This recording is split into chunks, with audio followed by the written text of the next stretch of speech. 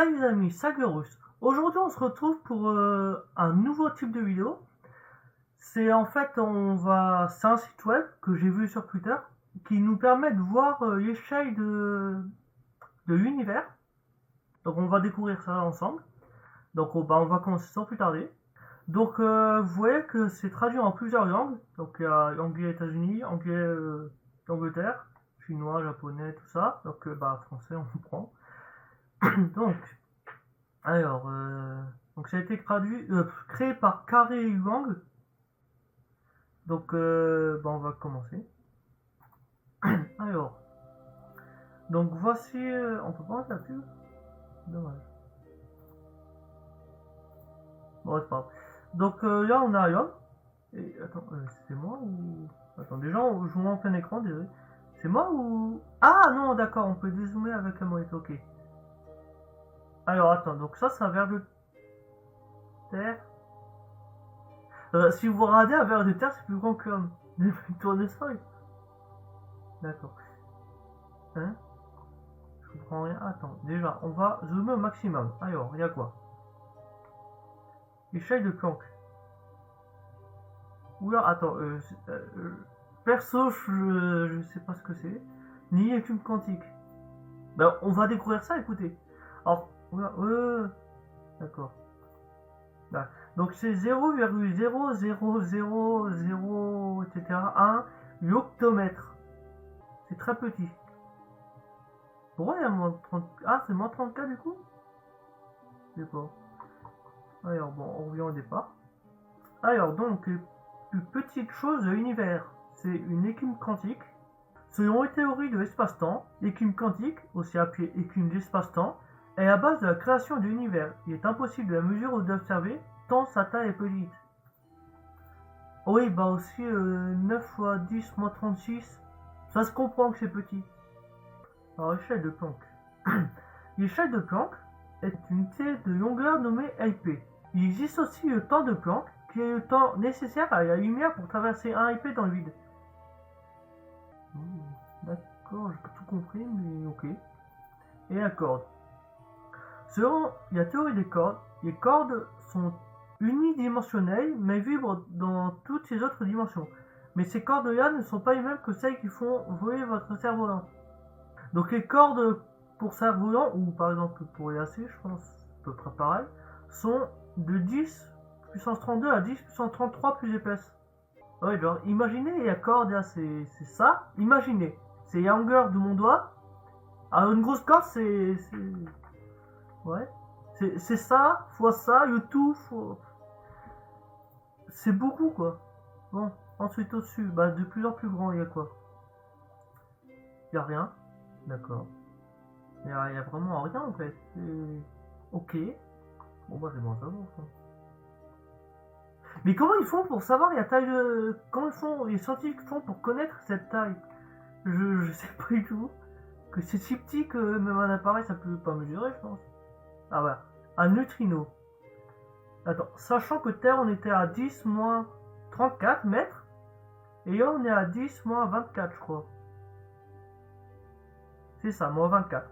Un neutrino. Un neutrino passe au travers de la lumière comme vous et moi à longueur de temps. En fait, il vous traverse en ce moment même. Les neutrinos ayant une charge électrique nulle, ils ne subissent que la force de gravitation et la force d'interaction faible. Cependant, ils sont tellement petits qu'ils sont à peine affectés. Ah bah tellement petits, ouais, vu la taille, ça se comprend en fait. Ça, c'est à 10-24. Ensuite, il y a quoi? Il y a les quark top. À 10-22 du coup. Les quark top est le plus petit des quarks. Il est environ 100 000 fois plus lourd que le quark up, qui est le plus léger. Sa masse est de 173 milliards d'électronvolts, je suppose. Bah, c'est pas un poids aussi. Bah, je suis comme vous, je connais pas, j'apprends. Hop, donc, ensuite, on était à 10-22. Donc, 10-21, il n'y a rien. 10-20, il y a... C'est ça? Non, c'est 10-19, ça. Non, attends. Ça, c'est 21. Donc, ça, c'est 20. Et ça, c'est 8. Il y a un problème quelque part. Bon, bah, c'est pas bon. Alors, neutrinos à haute énergie. Donc 10 moins 20. Ou 15 zeptomètres. Je m'en souviens un peu ce que c'était, je crois qu'on a vu tout à l'heure. Les neutrinos à haute énergie sont des neutrinos plus grands. Pour connaître la taille d'un neutrino, dézoomer jusqu'à un neutrino, ils sont carrément 15 000 fois plus petits. Ensuite, les quark bottom. Au pire, aussi appelé, non, appelé aussi quark beauté. Pourquoi? C'est qui se trouve ces noms? Il est de la troisième génération, il va rapidement décliner en quark de la première génération, up et down. Et quark charme. Le quark charme et le quark étrange sont de la seconde génération de matière. Ils vont rapidement décliner en quark up et down, qui sont de la première génération. Le quark charme est charmant, non? Ouais.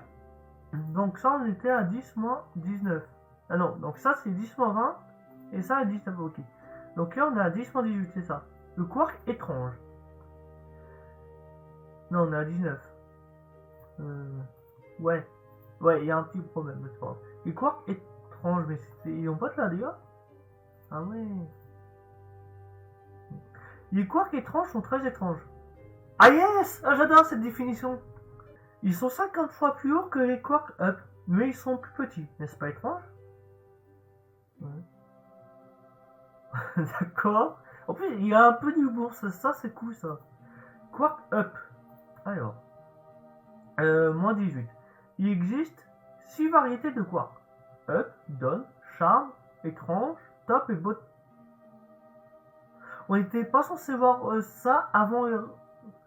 En fait, normalement, on devait commencer par ce qui est plus grand, et puis après réduire au fur et à mesure. Mais nous, on a commencé par l'inverse, ce qui est plus petit et puis augmenté. En soi, c'est pareil. Ouais, donc voilà, quark down, bah, c'est pareil. Portée de la force faible. À 10-17. La force d'interaction faible est une des 4 interactions fondamentales de la nature, et c'est la plus faible des 2 interactions nucléaires. Au fur et à mesure que la distance augmente, sa force diminue. À 10 atomètres, sa force est si faible qu'elle n'est pas mesurable. C'est quoi un atomètre? On verra peut-être plus tard. Les distances plus petites que celles-ci ne sont pas confirmées. Oui, donc les tailles ne sont pas confirmées. Bah déjà, comment tu peux mesurer ça? Même pour une machine, c'est trop petit. Là, c'est à 10-15. Un proton et un neutron. Là, je pense que vous connaissez aussi. Les protons sont présents dans le noyau des atomes. Ils sont des milliers de fois plus petits que l'atome lui-même. Ils sont composés de 2 quarks hauts, quark up, et d'un quark bas, quark down, soit une charge électrique de plus 2 tiers moins 1 tiers égale 1. Ouais, parce que du coup ça fait 4 tiers moins 1 tiers. Oui, c'est logique en fait. Neutrons. Les neutrons sont présents dans le noyau des atomes. Ils sont des milliers de fois plus petits que l'atome lui-même. Donc c'était des milliers aussi? Ouais. Alors. Ils sont composés de 2 quarks down et d'un quark up, soit une charge électrique de moins tiers moins 1 tiers plus 2 tiers égale moins 0. Ouais, 0 quoi. Noyau d'hélium. Se rappelons, l'hélium c'est plus léger que l'air, je crois. C'est ça. Bah c'est pour ça que les ballons ils volent en fait. À 10-15 toujours. Un noyau d'hélium est 100 fois plus petit que son atome, l'équivalent d'une bille sur un terrain de football. Ah effectivement c'est petit. La seule raison pour laquelle la matière est solide est que les atomes se repoussent entre eux. Sans cela, tout passerait au travers. Noyau de chlore. Un noyau de chlore est formé de 17 protons. En général, il y a 18 ou 20 neutrons, mais beaucoup plus rarement 19. C'est comme bien fait la nature. Électrons. Les électrons sont des éléments si petits que leur taille ne peut pas être mesurée avec précision. Elle dépend de la façon dont on la mesure, selon si on suit le modèle quantique ou dans le cas présent le modèle classique. Et le noyau d'uranium, dans ce qui est utilisé dans le centrale nucléaire. L'uranium est le plus grand élément naturel et c'est aussi celui qui a le noyau le plus grand. L'uranium 238, l'isotope le plus répandu, possède une demi-vie de 4,5 milliards d'années, à peu près l'âge de la Terre. L'uranium est le plus grand élément naturel. 10-14 mètres. D'accord. Longueur d'onde des rayons gamma. Les rayons gamma sont émis à une fréquence très haute. Ils peuvent provenir d'émissions radioactives et ne sont pas réellement bleus comme nous l'avons représenté. Oui, bah c'est assez logique en fait, ils sont transparents. Bon. Ouais. Alors, atome d'hélium. C'était quoi qu'on avait vu tout à l'heure du coup? Noyau d'hélium. Ok, là c'est atome, d'accord. Atome d'hélium. L'atome d'hydrogène, H, est plus grand que l'atome d'hélium, car plus il y a de protons dans le noyau de l'atome, plus les électrons s'en rapprochent. Cependant, des couches électroniques supplémentaires augmentent la taille de l'atome. Ainsi, le plus grand atome, le césium, CS, est celui qui a le plus de couches électroniques pour le moins d'électrons. Et l'atome d'hydrogène. L'hydrogène est l'élément le plus présent dans l'univers. Habituellement, il n'est composé que d'un proton dans son noyau et d'un électron. Un atome d'hydrogène est si petit qu'il est invisible à l'œil nu. Et c'est même pas. Bah, c'est même pas, ouais, tu peux pas trop voir en fait. Plus petite chose visible au microscope. Les microscopes électroniques nous permettent de voir des choses si petites, comme les atomes, qu'elles seraient autrement invisibles, car plus petites que la longueur d'onde de la lumière visible. Ångström, c'est quoi? C'est une échelle, je pense. L'Ångström, dont le nom provient du physicien suédois Anders Jonas Ångström, est une mesure vaillant 0,1 nanomètre. Le symbole représentant est A. Ah, ouais, suédois, parce que le A avec un rond dessus, c'est souvent Suède, ça peut être Pologne, mais... Cette unité de mesure est utilisée pour mesurer la taille des atomes. Atomes de carbone. Le carbone est la base de toute vie sur Terre, car les atomes de carbone sont capables de créer jusqu'à 4 liaisons covalentes, ce qui signifie qu'il peut s'associer de milliers de façons différentes avec de l'oxygène, du nitrogène, de l'hydrogène, du carbone et d'autres éléments. Et vous, MQ2, vous trouvez pas qu'on dirait un peu Mickey? Genre la tête et les oreilles. Bref. J'aime penser que lorsque je bois de l'eau, je bois des têtes de Mickey. Bah tiens, j'étais pas assez attentif. Alors, Hélice alpha. Ça, je sais pas ce que c'est. Donc 10 mm. L'hélice alpha est l'une des deux structures secondaires des protéines. De nombreuses protéines possèdent des hélices alpha. L'hémoglobine en contient ainsi près de 70%. Longueur d'onde atome de césium. La taille d'un atome est mesurée par la distance entre son noyau et ses liaisons covalentes. Les couches externes ne ressemblent pas vraiment à ce qui est représenté. Le césium est l'atome le plus grand, mais ce n'est pas celui avec le numéro atomique le plus élevé. Alors, nanotubes de carbone. Les nanotubes de carbone sont le matériau le plus solide découvert. Et en plus, ils sont très légers. Les nanotubes sont donc utilisés dans de nombreuses applications, comme les bâtiments, les batteries, les panneaux solaires. Molécule de glucose. Le glucose est un sucre simple. Les plantes produisent du glucose à travers la photosynthèse et le transforment en sucre complexe. Lorsque nous mangeons des végétaux ou des animaux qui ont mangé des plantes, nous absorbons leur sucre complet que le corps humain redécompose de nouveau en glucose, source d'énergie. Et le Foodbaen, aussi appelé Buckminster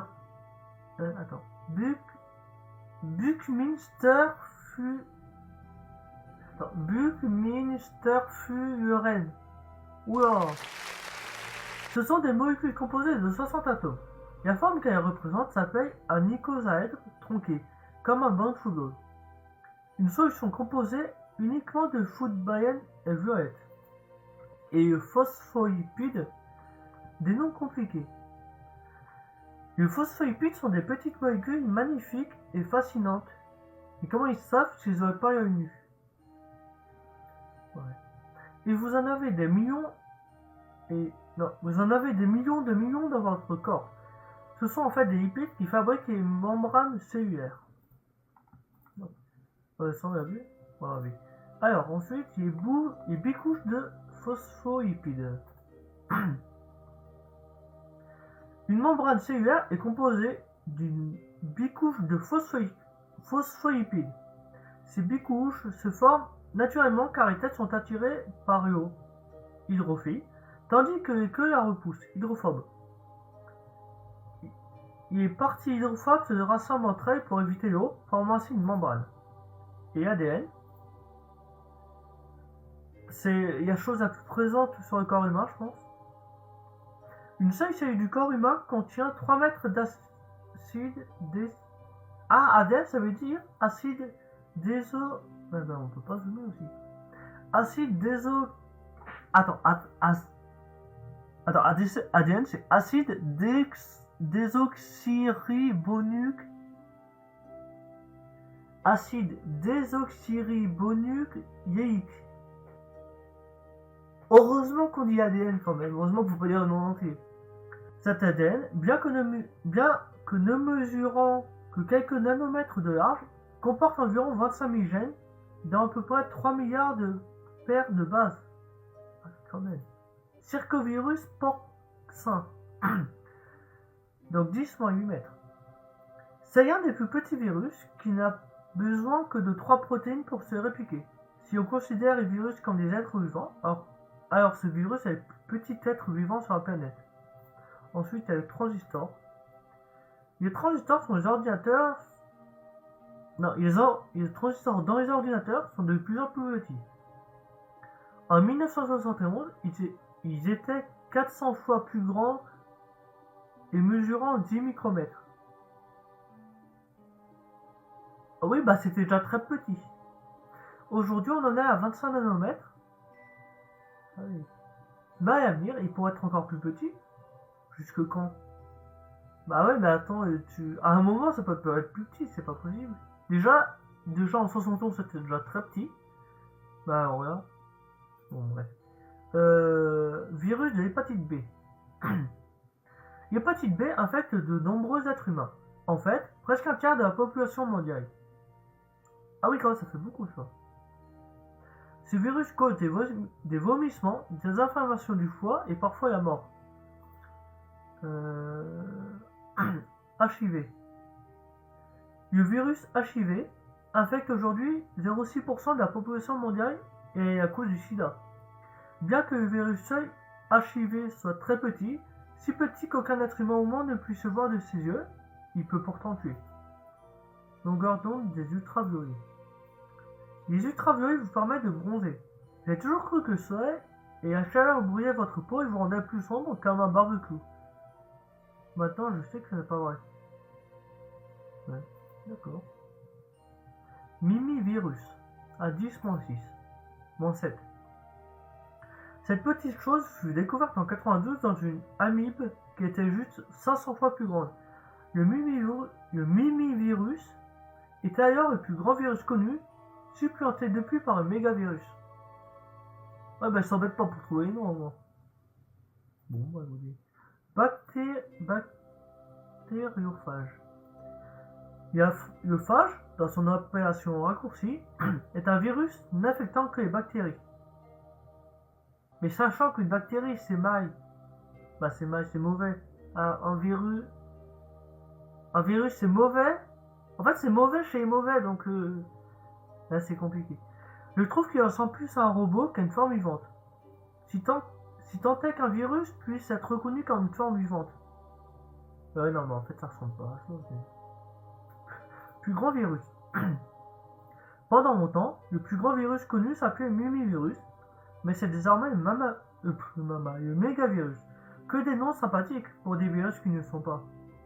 Le mégavirus a le plus long génome de tous les virus. Particules d'argile. Les particules d'argile sont si petites et si compactes entre elles que les particules d'eau ont beaucoup de mal à les traverser. Par contre, les grains de sable sont plus épais.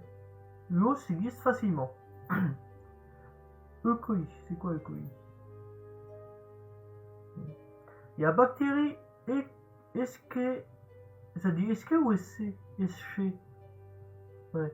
Escherichia ou Escherichia, je sais pas. Coli est en général inoffensive et vit dans nos intestins, fabriquant de la vitamine K2. Elle est présente dans presque tous les intestins. Elle colonise même les intestins des nouveau-nés 2 jours après leur naissance. Il y a chromosome Y, donc ça c'est chromosome chez les femmes. Non, bah chez les hommes. Non, c'était l'inverse. Ce chromosome sexuel n'apparaît que chez les êtres humains de sexe mâle. Savez-vous que ce chromosome rétrécit au cours de son évolution jusqu'à parfois disparaître complètement? Genre, tu peux devenir une femme naturellement sans prendre de rien ou opération? D'accord.